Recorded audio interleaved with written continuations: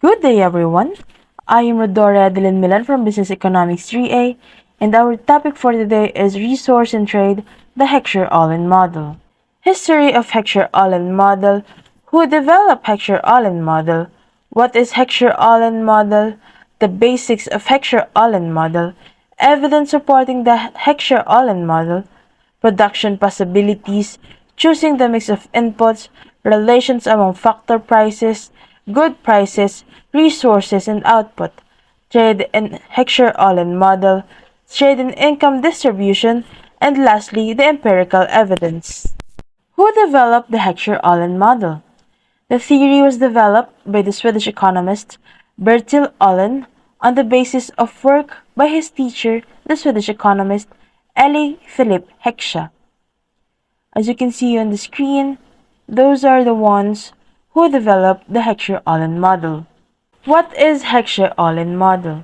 The Heckscher-Ohlin model is an economic theory that proposes that countries export what they can most efficiently and plentifully produce, also referred as the Asia model or 2 by 2 by 2 model. It's used to evaluate trade and more specifically the equilibrium of trade between two countries that have varying specialties and natural resources. Also, it is called the 2 by 2 by 2 model because of a simple reason. There are two countries. Moreover, the two countries engage in the trading of two goods. Therefore, there are two homogeneous production factors required.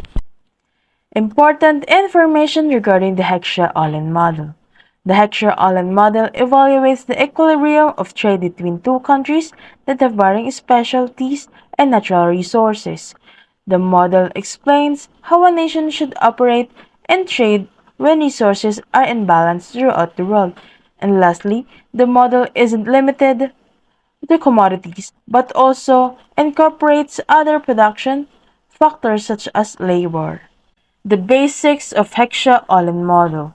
The Heckscher-Ohlin model explains mathematically how a country should operate and trade when resources are in balance throughout the world. It pinpoints a preferred balance between two countries, each with its resources. The model isn't limited to tradable commodities.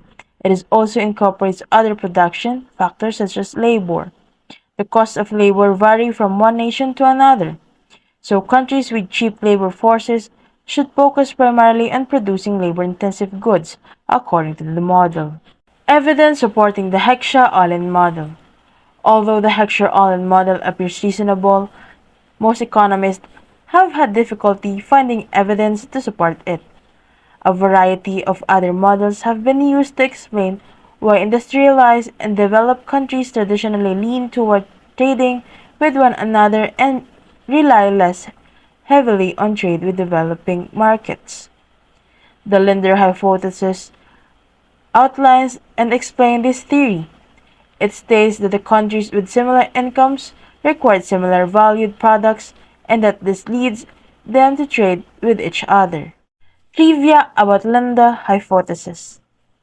Linder hypothesis is an economic hypothesis that posits countries with similar per capita income will consume similar quality products and that this should lead them trading with each other.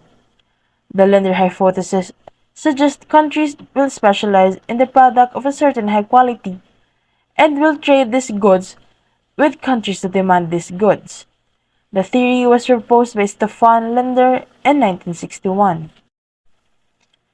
Types of two-factor and Heckscher-Ohlin model. First is two countries, home and foreign, both have the same technology. Second, two goods, clothes and food. Third, two factors of production, labor and capital. Fourth, the mix of labor and capital use varies across goods. Example, clothes is labor intensive and food is capital intensive. Fifth, the supply of labor and capital in each country is constant and varies across countries. 6. In the long run, both labor and capital can move across sectors, equalizing their returns, such as wage and rental rate, across sectors. Production possibilities. the production possibility frontier without factor substitution. Max food production 1,000 in point 1 fully uses capital with excess labor. Max cloth 1,000 in point 2 fully uses labor with excess capital. The intersection of labor and capital constraint occurs at 500 calories of food and 750 yards of cloth at point 3. The production possibility frontier with factor substitution. The PPF equation from previous slide does not allow substitution of capital for labor and production. If producers can substitute one input for another in the production process, the PPF is bowed or curved. Opportunity cost of cloth increases as the producers make more cloth. When the economy devotes more resources towards production of one good, the marginal productivity of those resources tends to be low so that the opportunity cost is high. The next presenter will be Ms. Joanne Labor to explain more about the Hecscher-Ohlin model and its production possibilities. Thank you, Ms. Milan. What does the county produce? The economy produces at the point that maximizes the iso-value line. It is a line representing a constant value of production B. Value of production B. B equals PC, QC plus PF, QF, where PC and PF are the prices of cloth and food. The slope of iso-value line is PC or PF. We can indicate the market value of output by drawing a number of iso-value lines, that is, lines along which the value output is constant. Each of these lines is defined by an equation of the form PC, QC plus PF, QF equals B, or by rearranging QF equals B or PF, 1 PC or PF, 2 QC, where B is the value of output. The higher B is, the farther out an iso-value line lies. Thus, iso-value lines farther from the origin correspond to higher values of output. Given the relative price of cloth, the economy produces at the point Q that touches the highest possible iso-value line. At that point, the relative price of cloth equals the slope of the PPF, which equals the opportunity cost of producing cloth. The trade-off in production equals the trade-off according to market prices. Producers may choose different amounts of factors of production used to make cloth or food. Their choice depends on the wage paid to labor and the rental rate paid when renting capital. As the wage increases relative to the rental rate, producers use less labor and more capital in the production of both food and cloth. In competitive markets, the price of a good should equal its cost of production, which depends on the factor prices. How changes in the wage and rent affect the cost of producing a good depends on the mix of factors used. An increase in the rental rate of capital should affect the price of food more than the price of cloth, since food is the capital-intensive industry. Changes in rental rate are positively tied to changes in prices. The Stolper-Samuelson theorem demonstrates how changes in output prices affect the prices of the factors when positive production and zero economic profit are maintained in each industry. It is useful in analyzing the effects on factor income, either when countries move from autarky to free trade or when tariffs or other government regulations are imposed within the context of Hecscher-Ohlin model. Stolper-Samuelson theorem. If the relative price of a good increases, then the real wage or rental rate of the factor used intensively in the production of that good increases, while the real wage or rental rate of the other factor decreases. Any change in the relative price of the goods alters the distribution of income. When prices of clothes or prices increases, wage or rental increases, so labor or capital decreases in both industries. So productivity of capital decreases in both industries. Commodity and productivity of labor increases in both industries. So wage or prices of clothes and wage or price both increase, whereas rental or prices of clothes and rental or prices both decrease. An increase in the relative price of cloth, PC or PF, is predicted to raise the income of workers relative to that of capital owners.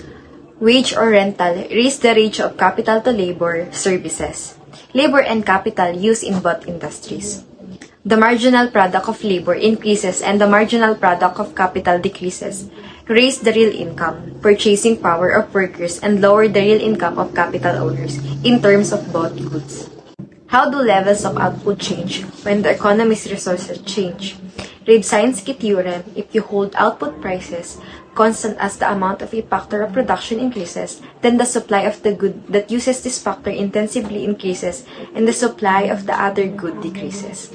This theorem states that when a region is open to trade with other regions, changes in regional relative factors supplies can be fully accommodated by changes in regional outputs without requiring changes in regional factor prices. Assume an economy's labor force grows, which implies that its ratio of labor to capital increases. Expansion of production possibilities is biased toward growth. At a given relative price of cloth, the ratio of labor to capital used in both sectors remains constant. Look at the figure 5 to 7. To imply the additional workers, the economy expands production of the relatively labor-intensive good cloth and contracts production of the relatively capital-intensive good food. An economy with a high ratio of labor to capital produces a high output of cloth relative to food. Suppose that home is relatively abundant in labor and foreign in capital. Home is relatively scarce in capital and foreign in labor. Home will be relatively efficient at producing cloth because cloth is relatively labor-intensive. The countries are assumed to have the same technology and the same tastes. With the same technology, each economy has a comparative advantage in producing the good that relatively intensive uses the factors of production in which the country is relatively well endowed. With the same taste, the two countries will consume cloth to food in the same ratio when faced with the same relative price of cloth under free trade. Since cloth is relatively labor-intensive at each relative price of cloth to food, home will produce a higher ratio of cloth to food than foreign. Home will have a larger relative supply of cloth to food than foreign. Like the Ricardian model, the Hecscher-Ohlin model predicts a convergence of relative prices with trade. Hecscher-Ohlin theorem: the country that is abundant in a factor export the good whose production is intensive in that factor. This result generalizes to a correlation. Countries tend to export goods whose production is intensive in factors with which the countries are abundantly endowed. States that a country that is capital abundant will export the capital-intensive good. Likewise, the country that is labor abundant will export the labor-intensive good. Each country exports that good that it produces relatively better than the other country. In this model, a country's advantage in production arises solely from its relative factor abundancy. Changes in relative prices can affect the earnings of labor and capital. A rise in the price of cloth raises the purchasing power of labor in terms of both goods while lowering the purchasing power of capital in terms of both goods. A rise in the price of food has the reversed effect. Thus, international trade can affect the distribution of income, even in the long run. Owners of a country's abundant factors gain from trade, but owners of a country's scarce factors lose. Factors of production that are used intensively by the import competing industry are hurt by the opening of trade, regardless of which industry in which they are employed. Hey everyone, I'm Sel Garrido from the SBA Trading, and I'm going to continue the discussion about the North-South trade and income inequality. How does trade affect income inequality? So countries with higher trade openness, like the exports plus the imports as a share of GDP, tend to have higher living standards and lower income inequality. But the question is, does trade increase income inequality? So according to the Hecscher-Ohlin model, it predicts that owners of abundant factors will gain from trade and owners of scarce factors will lose from trade, but little evidence supporting this prediction exists. And And according to the model, the change in the distribution of income occurs through changes in the output prices, but there's no evidence of change in the prices of skill-intensive goods relative to price of unskilled-intensive goods. Therefore, in small economies that are abundant in unskilled labor and capital is scarce, unskilled labor gains at the expense of capital owner. This changes income distribution in favor of the poor, and the reason why is that a country that is capital abundant is one that is well granted with capital relative to the other country. So this gives the country a propensity for producing the good that uses relative more capital in the production process. That is the capital intensive good. So as a result, the nation is more likely to produce capital intensive goods because their production requires greater amount of capital, and consequently, the price of the capital intensive good in the capital abundant country would be bid down relative to the price of the good in the other country. And these two countries were not trading initially, but that is, they were self-sufficient.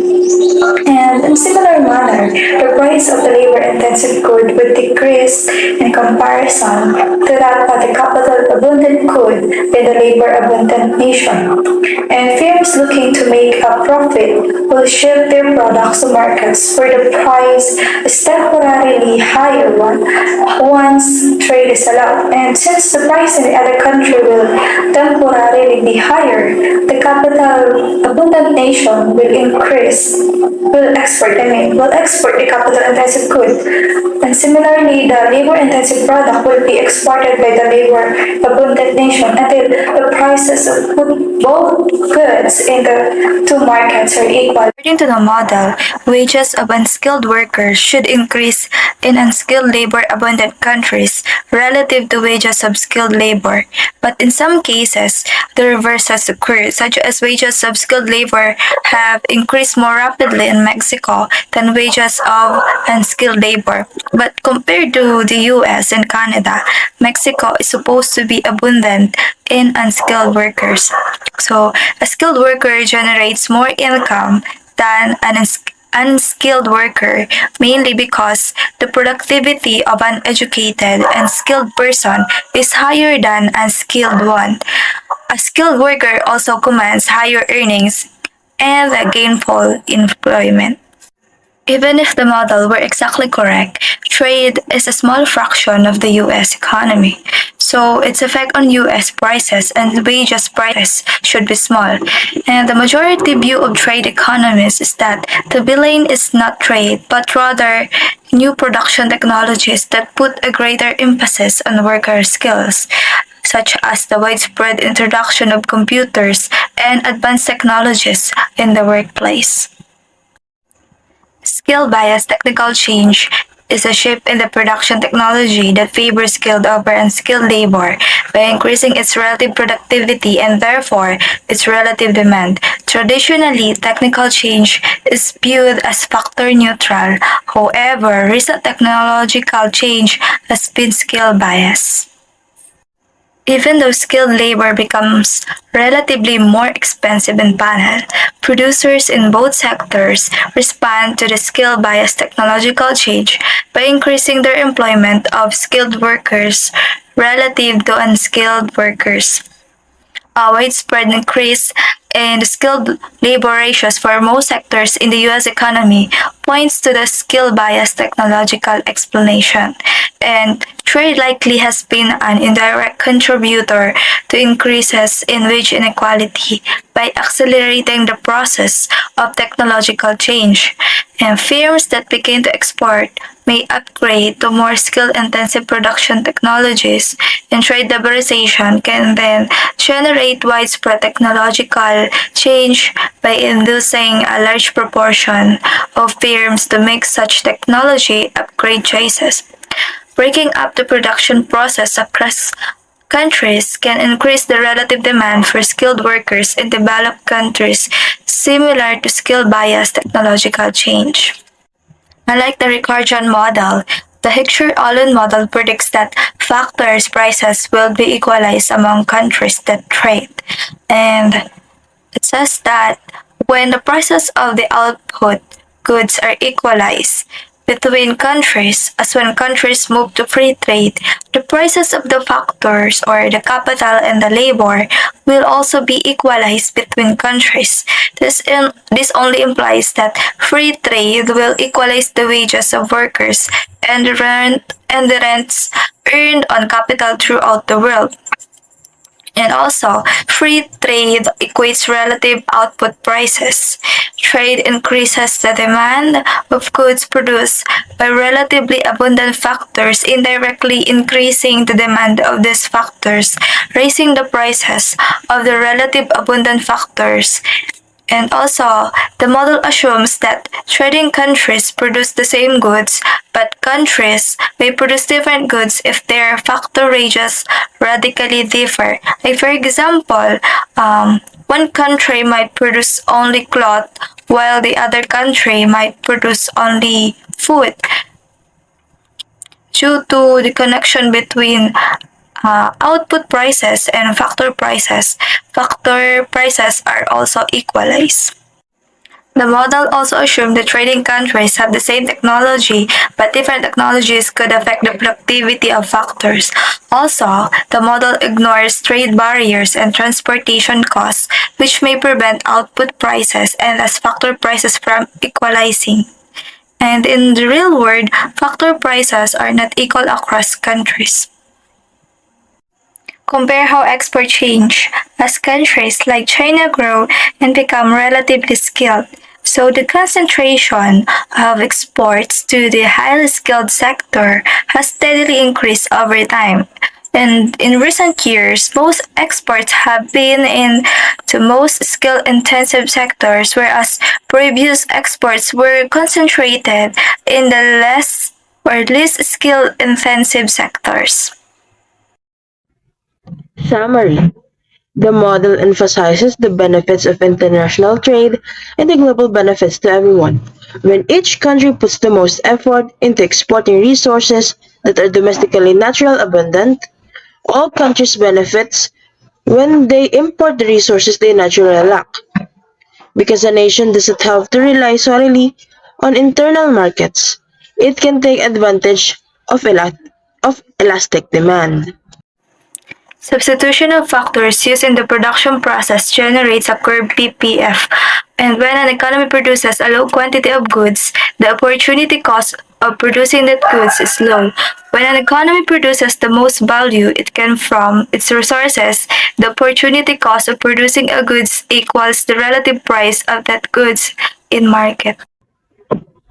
An increase in the relative price of a good causes the real wage or real rental rate of the factor used intensively in the production of that good to increase, while the real wage and real rental rates of the other factors of production decrease. If output prices remain constant as the amount of a factor of production increases, then the supply of the good that use this factor intensively increases, and the supply of the other good decreases.